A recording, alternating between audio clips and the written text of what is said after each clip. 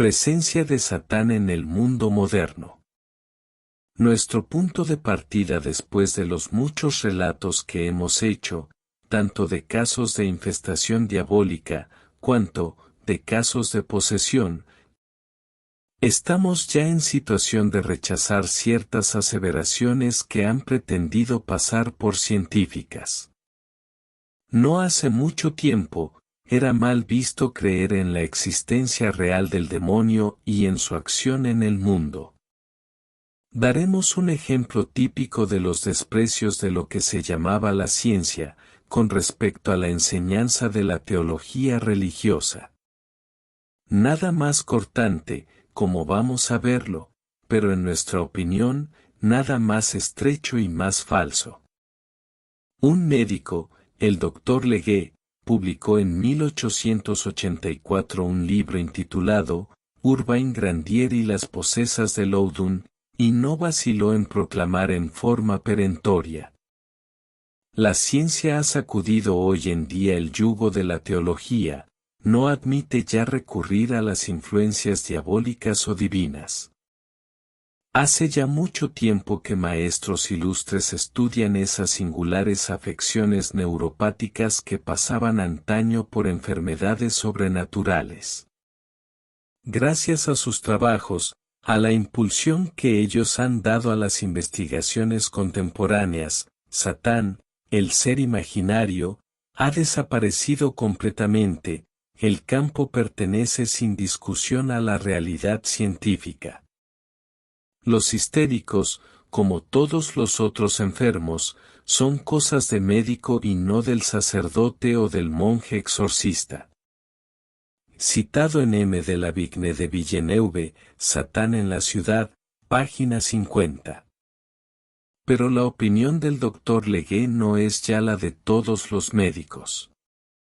Mucho más cerca de nosotros, un psiquiatra de renombre, el profesor Jean Lermite, que acaba de morir, febrero de 1959, ha emitido un pensamiento muy diferente en la revista Ecclesia.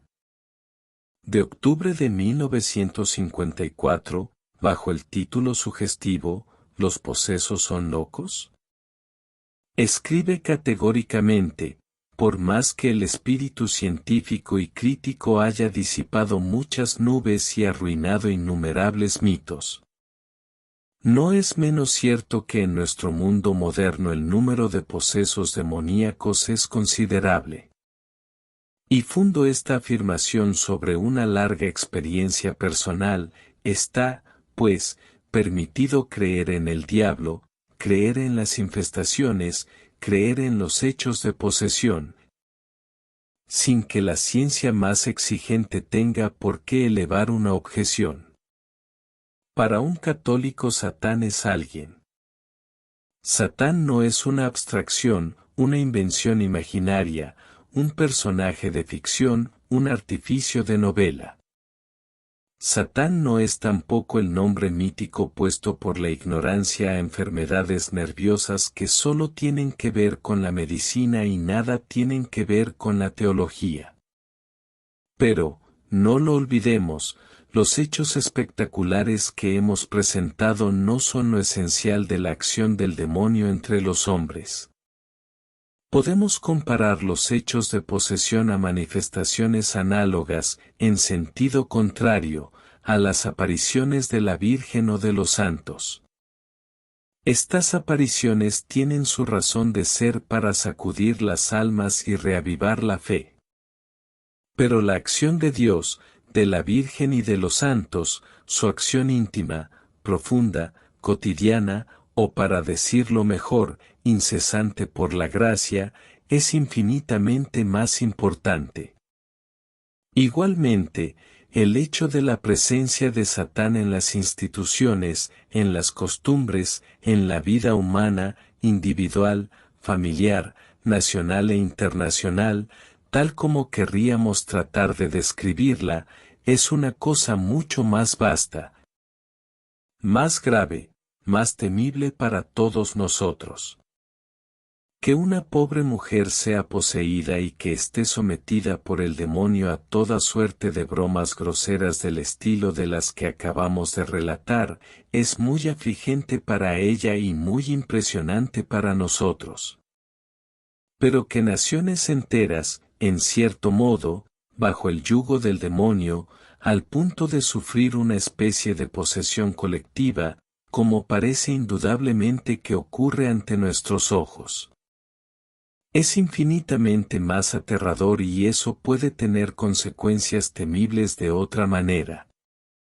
Nuestros medios de discernimiento, pero si tenemos señales, indicadas en el ritual, para distinguir una verdadera posesión de una neurosis, con la cual, por otra parte, puede muy bien conjugarse. ¿Es posible que sea lo mismo para lo que acabamos de llamar posesión colectiva? Es difícil decirlo. Estamos aquí librados a nuestras conjeturas. El ritual no nos ofrece exorcismos para las naciones, ni para la humanidad entera.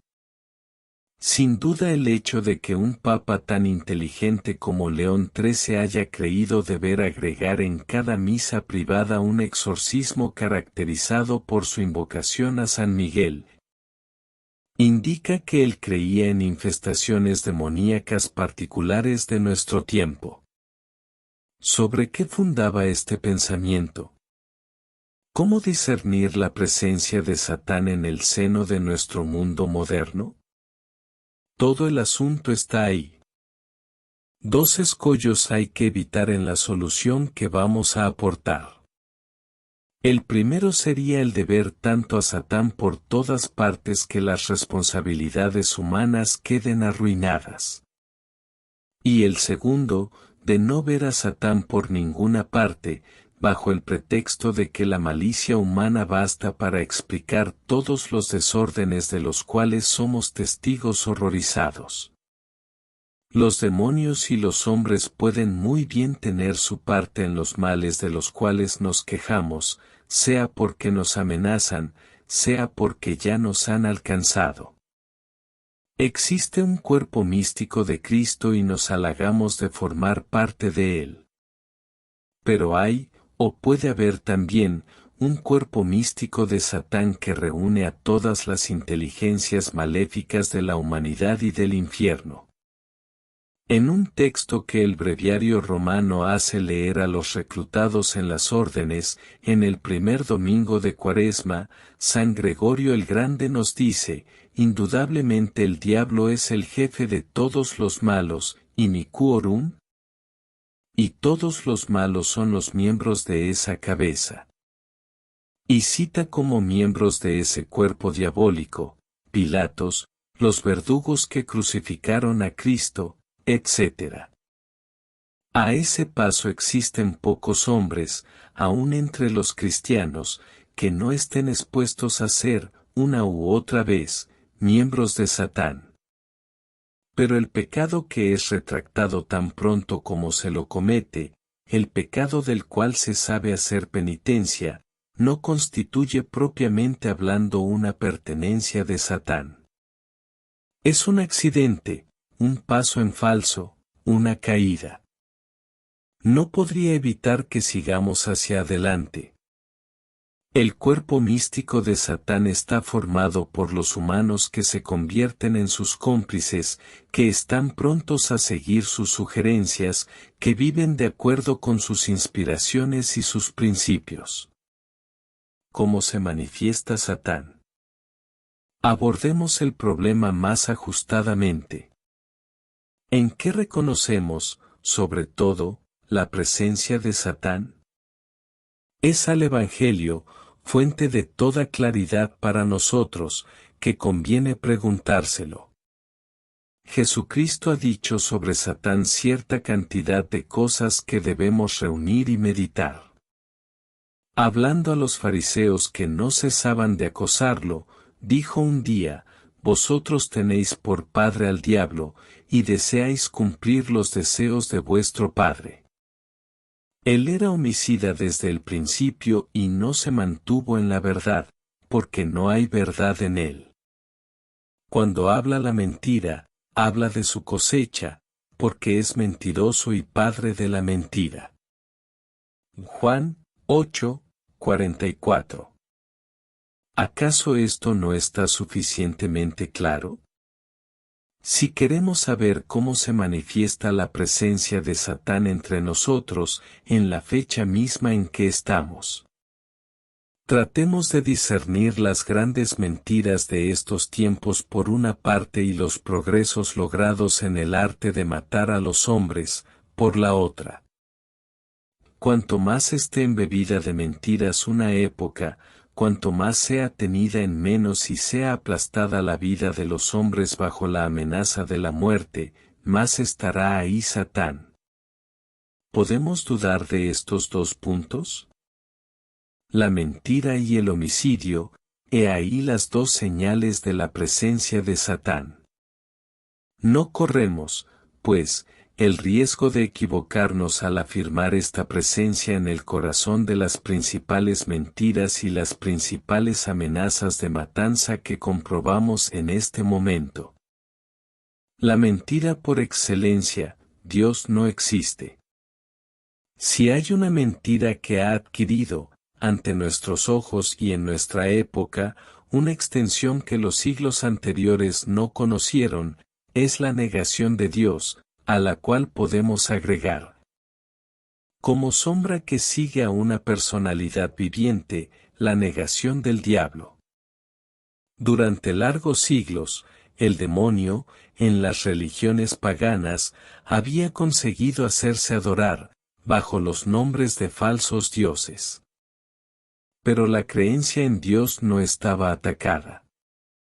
De acuerdo con las palabras de San Pablo a los atenienses, sois, lo veo, los más religiosos de los hombres.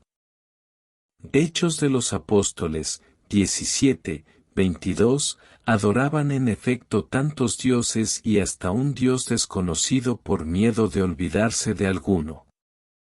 Pero en nuestros días el ateísmo se afirma, se proclama, toma un aire despectivo hacia la fe en Dios. Cierta filosofía se vanagloria de creer en la nada, antes que, en el ser, o en hacer salir al ser de la nada, de suerte que la nada ha precedido y engendrado al ser. En el ateísmo contemporáneo que denunciamos como el embuste más colosal, el más odioso, el más culpable, podemos distinguir dos formas desigualmente graves, el ateísmo teórico, el del materialismo, del cientificismo, del agnosticismo, de cierto existencialismo, y el ateísmo práctico, el del hombre dedicado por entero a los negocios, a los bienes de este mundo, a los cálculos de la política, de las finanzas, e incluso a las investigaciones de la ciencia y a las invenciones de la técnica, al punto de no dar ningún lugar a Dios en su vida. El ateísmo teórico se halla, en muchos países, en nuestros días, en la primera fila del poder y de la autoridad. Es necesario nombrar tal o cual pueblo, tal o cual gobierno, tal o cual conductor de nación, para los cuales el ateísmo teórico es la ley misma. ¿La posesión colectiva de estos pueblos puede ser objeto de duda? Esto comenzó por escritores aislados, por libertinos, como se decía en el siglo XVII, filósofos, como se los llamaba en el siglo XVIII, libres pensadores, como se dice en nuestros días. Algunos han hallado acentos más conmovedores para proclamar su incredulidad. Se cita frecuentemente una página de Nietzsche, que pone, a decir verdad, en boca de un loco. Tiene razón, pero ese loco era quizá un simple poseso, ¿dónde está Dios? Gritaba, voy a decíroslo. Lo hemos matado vosotros y yo. Todos somos sus asesinos. Pero ¿cómo hemos hecho eso? ¿Cómo hemos podido beber el océano? ¿Quién nos ha dado la esponja con la cual hemos borrado todo el horizonte? ¿Qué hemos hecho al separar a esta tierra de su sol? ¿A dónde va ahora, a dónde vamos nosotros? ¿Lejos de todos los soles? ¿No caeremos ahora en una caída ininterrumpida? ¿Para atrás, de costado, para adelante, para todos lados? ¿Hay todavía un arriba y un abajo? ¿No vagamos a través de una nada infinita? ¿No sentimos el soplo de la inmensidad vacía? ¿No hace más frío? La noche no se hace más negra, ¿no es necesario encender faroles en pleno mediodía?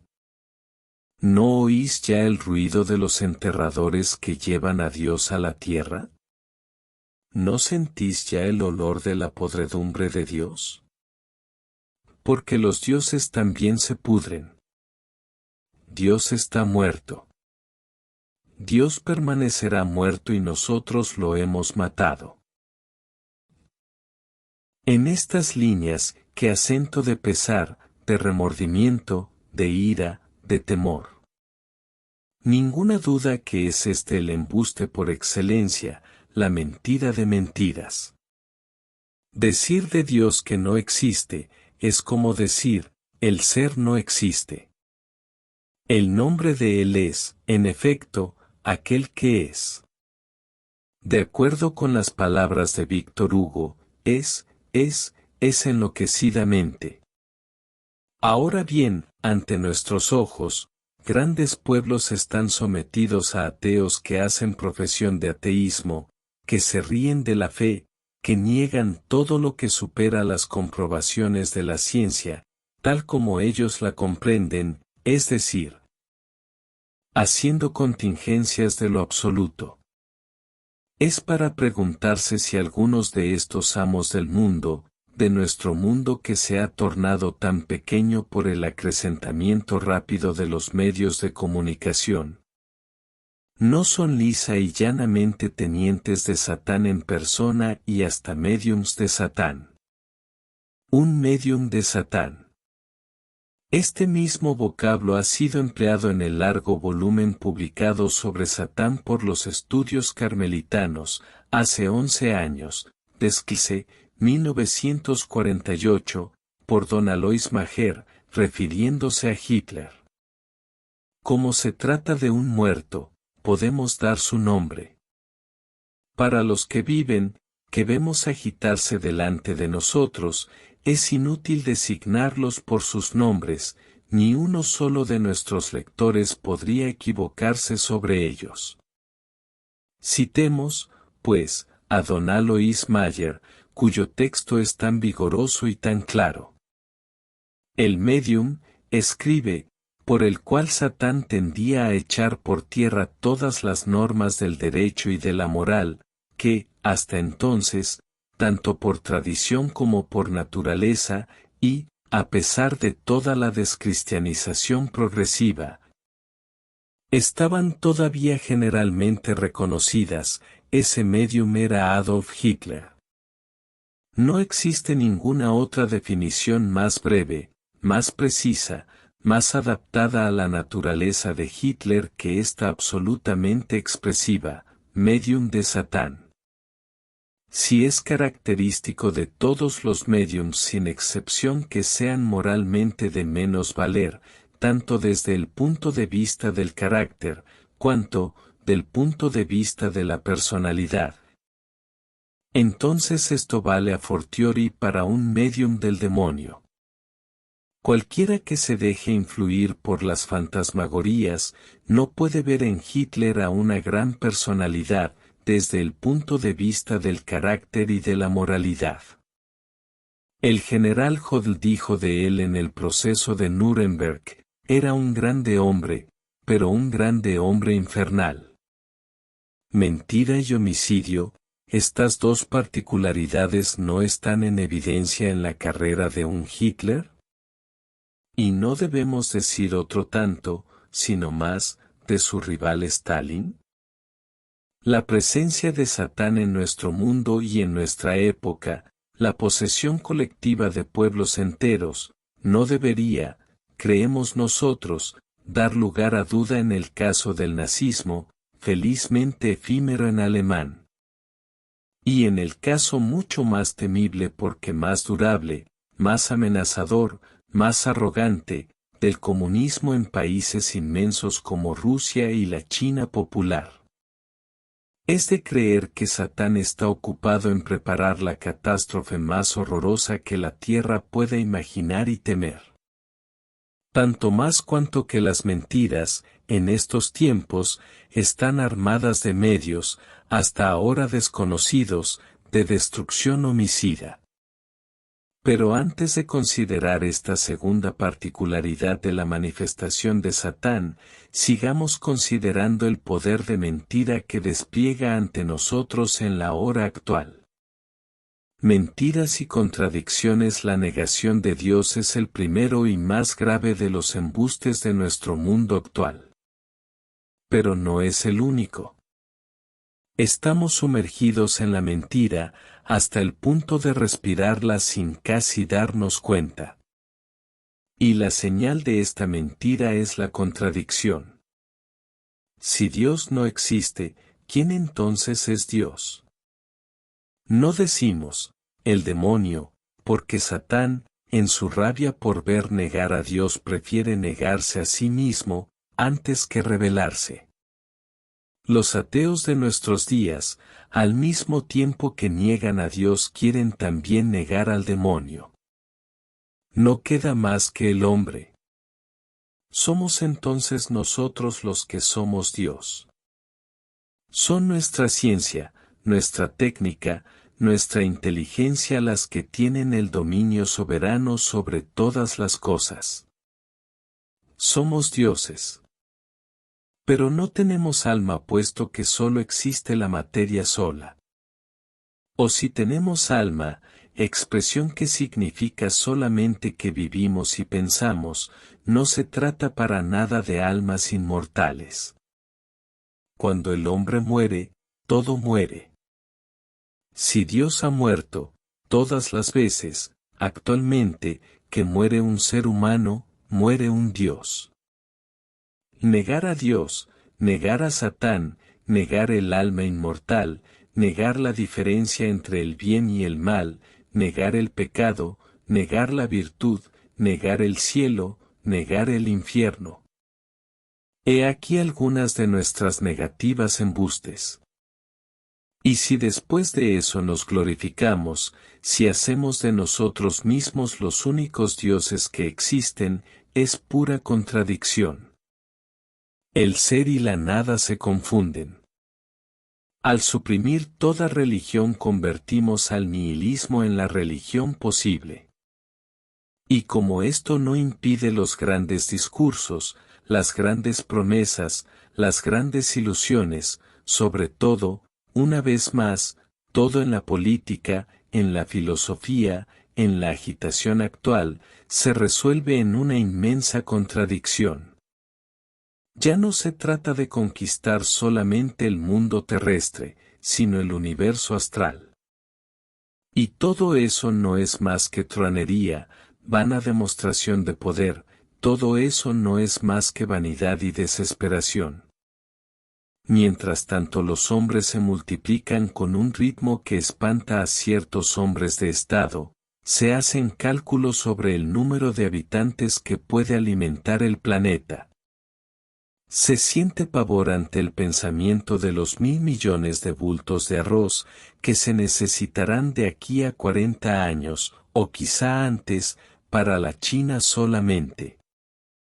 Y solo se ven dos soluciones, o sacar en los flancos de las madres la fuente de la vida, o destruir gran parte de la humanidad en una guerra monstruosa. He ahí a lo que llega a divinizar al hombre. Digamos antes bien, satanizar. Mentira y contradicción, tal es el primer síntoma de la presencia de Satán en el mundo moderno. Satán, homicida. Pero el segundo síntoma, a saber, el de los atentados o de las amenazas contra la vida humana, no es menos visible. Si existe una particularidad, en efecto, por la cual nuestro mundo actual difiere de los siglos que nos han precedido, es el acrecentamiento prodigioso de los medios para matar. Desde todos los tiempos, desde Caín y Abel, y esto se remonta a nuestros primerísimos orígenes, ha habido guerras. Si Satán, según las palabras de Cristo, es homicida desde el principio, es porque ha estado no solamente presente en todas las luchas fratricidas entre los hombres, sino que debemos considerarlo como el instigador secreto de todas esas luchas. Los progresos en el arte de matar son progresos satánicos. Ahora bien, estos progresos son propios de todas las épocas. Más aún, es raro que un progreso aún benéfico no tenga su origen en la guerra. El mundo actual gasta más miles de millones para preparar la próxima guerra, sabiendo que quizás signifique el fin de la humanidad, que lo que gasta para cualquier otro objeto importante en la vida de los hombres. Si todos los miles de millones gastados para la próxima guerra, y todos los dilapidados en las guerras más recientes, hubieran sido empleados en propagar la verdadera fe en el mundo, en combatir la miseria y la ignorancia, en hacer retroceder el hambre y el crimen, la faz del mundo sería completamente distinta. Pero no es ni siquiera necesario que estemos en guerra para sufrir las amenazas que ésta hace pesar sobre nosotros. Cuanto más se multiplican nuestros medios de comunicación, gracias al progreso del cual estamos tan orgullosos, más se han suprimido las distancias, más los hombres viven en aire confinado, por decirlo así. Y están envenenados a hora fija, todos los días, por las noticias que nos llegan del mundo entero y que, bajo una forma u otra, nos hablan de odio, de conflictos, de catástrofes posibles, de medios de matar, inéditos y formidables. El temor a la guerra hará con el tiempo tantos estragos en las almas como la guerra misma. Vivimos la más extraña de las vidas y la más inhumana. Desde que hemos matado a Dios, para hablar como Nietzsche, no hay más paz para los hombres y están condenados a hablar siempre de la paz, pero como se habla de un ausente, de un ideal lejano, de un sueño, de una quimera tal vez, puesto que al mismo tiempo los hombres no cesan de trabajar para acrecentar su capacidad de matar, es decir, su fuerza militar. Los unos trabajan en ello por desconfianza, los otros por ambición secreta, con desafíos recíprocos, amenazas, alusiones a la posibilidad muy próxima de un conflicto y de un conflicto mundial. En el sentido de que sería la señal del fin del mundo. Satán a través del mundo. ¿Debemos hacer alguna distinción entre las diversas regiones del mundo moderno en lo que toca a los síntomas de la presencia de Satán? Sería muy asombroso que no estuviera presente en determinados lugares más que en otros.